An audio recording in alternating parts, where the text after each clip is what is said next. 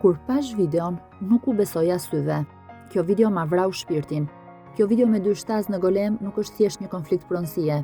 Është skena e krimit ku digniteti njerëzor u ekzekutua në sytë e shtetit.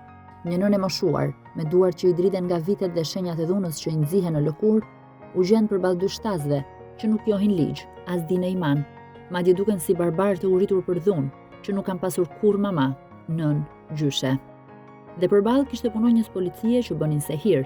Turpi më i madh është se policia shoqëron vetëm viktima. Pamjet dhe fotot e nënës së moshuar me hematoma janë fytyra e kësaj shoqërie të degraduar. Një palo shtet, një palo drejtësi, një palo polici, një palo prokurori. Qenef politika duket se ka marrë meritat e 2 shtazve që dhunuan mes të ditës, një nën hallexhie. Pyetja që ulëret sot në mendjen time dhe të çdo qytetari normal është: për kë po punon policia e shtetit? Në pamjet e bëra publike, dëshmia është rrëqethse.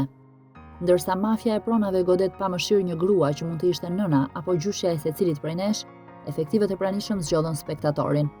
Por turpi nuk mbaroi me pasivitetin. Ai kulmoi me një veprim që sfidon çdo logjik njerëzore dhe ligjore. Policia shoqëroi viktimën dhe 2 shtazët do janë shtruar duke përtypur krudo me verë të shtrenjtë, ndërsa 2 barbarët dhunues do janë dendur me verë duke shijuar djersën e punës shtazarake.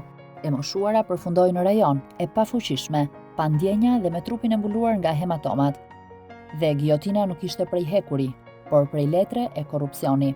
Mafja e pronave në këtë vend është irrituar aq shumë sa nuk ka më frikë as nga drita e diellit, as nga kamerat, as nga prania e uniformave të shtetit.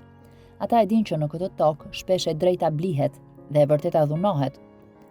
Nga shtazët derisa të heshtë. Shenjat e dhunës në duart e asaj nëne janë dëshmia e një shteti që po lëngon. Ato janë njollat e zeza dhe turpi institucioneve të falimentuara, që sot duhet të kishin vënë në pranga 2 shtazët. Ky nuk është një rast që mund të kaloj me një njoftim të thatë policie apo me shmangje të vëmendjes.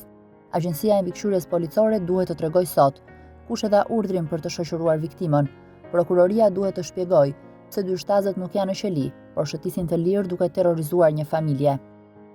Nëse sot nuk reagojmë për këtë nën që ra pa ndjenja nën këmbët e policisë, nesër giotina e mafjes do të trokas në derën e secilit prej nesh, dhe kur shteti bëhet palë me dhunuesin, ai pushon së qëni shtet dhe kthehet në një vegël të errët interesash.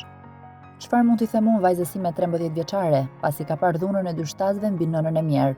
Çfarë t'i them për shtazën tjetër pianec, që u mori jetën 2 moshatarëve të saj në Durrës? Asgjë përveç trishtimit nuk mund t'i them për një shoqëri e vend surreal, dhe ligështohesh në çfarë vendi po jetojmë. Po çmendemi si shoqëri. Mos o Zot, mbaje dorën. Me det sa poshtë kemi ulur racën njerëzore.